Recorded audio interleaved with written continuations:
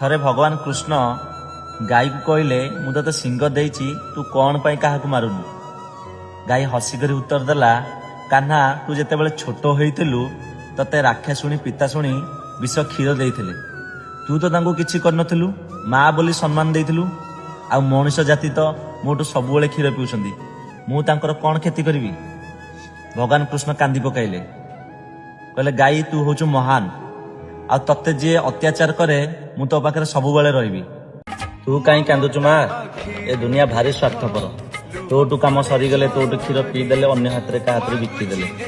ତୁ ମନ ଦୁଃଖ କରନା, କିନ୍ତୁ ଜାଣିପାରୁନାହାନ୍ତି ଘର ପୂଜା ହେଲେ ତୋର କ୍ଷୀର, ତୋର ଦହି, ତୋର ଘିଅ ଦରକାର ବୋଲି। ମଣିଷ ଜାତି ଭାରି ସ୍ୱାର୍ଥପର। ତୁ ଚିନ୍ତା କରେନି କି ମନ ଦୁଃଖ କରେନି। ମୋ ଭଳି ପୁଅ ଓଡ଼ିଶାରେ କେତେ ଲଢୁଛନ୍ତି, ଦେଖିବୁ ଦିନେ ଦିନେ ଆମେ ଜିତିବା ଏବଂ ଗୋ ହତ୍ୟା ରକ୍ଷା କରିବା। ଜୟ ଗୋମାତା।